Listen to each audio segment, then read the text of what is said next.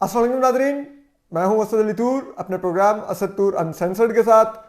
आज जो हम बड़ी खबर ला रहे हैं वो एक तो ये समरी जो वज़ीर-ए-आज़म इमरान खान को मौसूल हुई है, ये असल में कब मौसूल हुई है और इस समरी में किस किस्म के नाम हैं, क्या कल NCOC की मीटिंग में हुआ जिसमें तमाम अस्करी और सिविल क़यादत मौजूद थी। वज़ीर-ए-आज़म Imran Khan, army chief general Qamar Javed Bajwa और DGIC लेफ्टिनेंट फैज़ हमीद मौजूद थे। वहाँ पर भी कुछ दिलचस्प है, वो भी हम आपको बताएंगे। जबकि इसके अलावा कल आर्मी चीफ क्यों ISI हेडक्वार्टर गए उसका भी हम आपको बताएंगे। ये भी एक बड़ी ही दिलचस्प और अहम खबर है। तो ये सब कुछ हम आपको बताएंगे। जबकि अब हम आपको कुछ बताएंगे कि पिछले कुछ दिनों में, कुछ अरसे में जो वज़ीर-ए-आज़म और army chief general Qamar Javed Bajwa के दरमियान जो गुफ्तगू होती रही वो क्या थी और क्यों ये डिफरेंसेस क्रिएट हुए और कहाँ पे बिटरनेस ऐड हुई उस मुलाकात में जिसमें 6 अक्टूबर से पहले भी जो मुलाकात हुई ऐलान से पहले, वो भी एक बड़ी ही अहम, उसकी भी हम आपको बात बताएंगे। तो सबसे पहले हम आपको आते हैं चले इसी टाइमलाइन की तरफ कि ये बात ज़रा ये बताते हैं कि जून के एंड से army chief general Qamar Javed Bajwa ने वज़ीर-ए-आज़म इमरान खान को कहनी शुरू की थी कि आप बराए मेहरबानी अब वक्त आ गया है कि हम लेफ्टिनेंट जनरल फैज़ हमीद को पोस्टिंग दें, उनको कोर में भेजें। तो वज़ीर-ए-आज़म इमरान खान ने उस वक्त कहा कि अफ़गानिस्तान की सिचुएशन बड़ी डेवलपिंग है, तो आप थोड़ा टाइम ले लें, मुझे ये करना है। तो जिस पे army chief general Qamar Javed Bajwa ने ज़्यादा स्ट्रेस नहीं किया। उनके दिनों में भी अफगानिस्तान की सूरत हाल थी, वो चलती रही। लेकिन सितंबर में अब हम आपको बताएंगे कि कौन से 2 नाम दरअसल लेके गए थे army chief general Qamar Javed Bajwa वज़ीर-ए-आज़म इमरान खान के पास। तो ज़रा ये बताते हैं कि सितंबर के शुरू में army chief general Qamar Javed Bajwa वज़ीर-ए-आज़म इमरान खान के पास जो 2 नाम लेके गए थे, एक कोयटा के कोर कमांडर जिनके हम साउदर्न कमांड भी कहते हैं, लेफ्टिनेंट जनरल सरफराज अली सुमरो थे। दूसरा नाम कोर कमांडर कराची जिनका बाद में ऐलान भी हुआ, लेफ्टिनेंट जनरल नदीम अहमद अंजुम थे। इन 2 नामों को वज़ीर-ए-आज़म को दिया गया और इनके बारे में बताया गया कि ये हैं। तो कहते हैं कि उस वक्त वज़ीर-ए-आज़म इमरान खान ने नदीम अहमद अंजुम साहब के नाम पर कंसेंट दिया, जिसके बाद army chief general Qamar Javed Bajwa ने वापस आके तो अपने करीबी लोगों से भी ये डिस्कस किया कि उनके नाम पे आ गया। और फिर उसी वक्त कहते हैं कि उन्होंने इनफॉर्मली कन्वे कर दिया लेफ्टिनेंट नदीम अहमद अंजुम को कि आपको मुमकिन तौर पर इस्लामाबाद लाया जाएगा। फिर कह रही ये बात आगे बढ़ती रही। इस दौरान जो वज़ीर-ए-आज़म इमरान खान थे उनको भी मुख्तलिफ इतलात आ रही थी शहबाज शरीफ साहब की सरगर्मियों की, इस्टेब्लिशमेंट की सरगर्मियों की। तो उन्होंने अपने रूहानी हलकों से भी कंसल्ट किया। उन रूहानी हलकों ने भी कुछ जायचे जूचे बनाए और उन्होंने कहा कि ये जिस नाम पे आप एग्री कर बैठे हैं, ये नाम तो उन जायचों में आपके लिए कोई बेहतर नताइज नहीं दे रहा। उसके बाद फिर 6 अक्टूबर को army chief general Qamar Javed Bajwa वज़ीर-ए-आज़म इमरान खान के पास जाते हैं, वहाँ मुलाकात होती है। आर्मी चीफ उनको फॉर्मली बताते हैं कि आपने जिस नाम पे कंसेंट दिया था, हम उनको लेफ्टिनेंट नदीम अहमद अंजुम को अब लाने लगे हैं। और क्योंकि 3 कोर कमांडर्स रिटायर हो रहे हैं, 3 लेफ्टिनेंट जनरल्स रिटायर हो रहे हैं, तो आर्मी में नए तकरीयाँ तबादले होंगे, तो हम उनको लेफ्टिनेंट जनरल फैज़ हमीद को उनको पोस्टिंग देने लगे हैं। तो कहते हैं कि उस वक्त एकदम से शॉक लगा आर्मी चीफ को भी जब वज़ीर-ए-आज़म इमरान खान ने कहा कि नहीं, आपने मुझे ऑन बोर्ड लिया ही नहीं, ये तो प्रॉपर कंसल्टेशन ही नहीं है। और कहते हैं कि वहां पर तलखी हुई पाकिस्तान के चीफ एग्जीक्यूटिव और रियासत के ताकतवर इदारे के सरबराह में। उसके बाद खैर कहते हैं कि आर्मी चीफ आ गए और उन्होंने आके आईएसपीआर को कहा कि आप फॉर्मली अनाउंस कर दें कि क्या पोस्टिंग है और वेट करें शायद वज़ीर-ए-आज़म खुद ही ऐलान कर दे नदीम अहमद अंजुम के नाम का। जब वो नहीं हुआ तो फिर ISPR ने ही लेफ्टिनेंट नदीम अहमद अंजुम के नाम का ही ऐलान भी किया। लेकिन एक खिंचाव तो शुरू हो गया था। फिर वो वुज़रा के मुज़ाकरात शुरू हुए, वुज़रा का आना जाना सब कुछ। उसके बाद अब समरी जो है, जो कहा जा रहा था पहले कि बिल्कुल शुरू में कहा गया कि ये 3 नामों की आ गई है, वो झूठ बोला हुकूमती इजरा ने।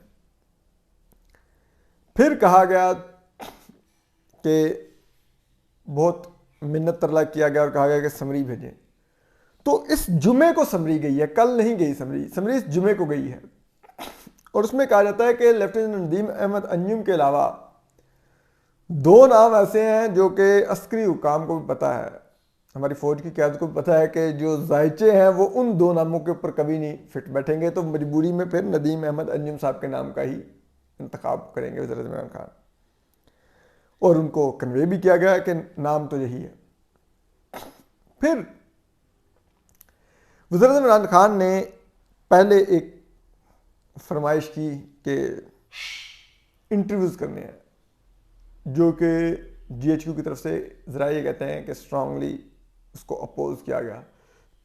फिर वज़ीर-ए-आज़म इमरान खान ने, आप देखिए रियासत के चीफ एग्जीक्यूटिव हैं, उन्होंने कहा कि अच्छा मेरी इनफॉर्मली मुलाकात करा दें उन जर्नलों से जो ये 3 समरी में नाम है, तो मैं उसके बाद कर दूंगा। और उन्होंने कहा कि जुमेरात को मुलाकात करवा दें, जुमेरात को ये समरी भी पे साइन भी हो जाएंगे, जिसको अब कहते हैं कि उसको भी रिफ्यूज़ कर दिया गया। और अब इसका गालिब इम्कान है कि वो मुलाकात भी नहीं होगी, सिर्फ एक फॉर्मली साइन होंगे और ऐलान हो जाएगा कि लेफ्टिनेंट नदीम अहमद अंजुम DGISI आ रहे हैं इस्लामाबाद में। उसके लिए आपको मालूम है, हमने आगे बताया कि वो अपना दरबार ले चुके हैं, फेयरवेल दरबार कराची में।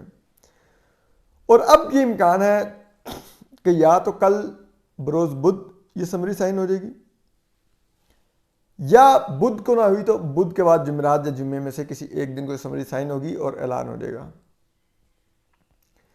लेकिन इस खिंचाव की कल एक जो सूरत हाल थी वो national command and control authority में भी देखी गई, जो NCOC कोरोना के लिए बनी थी।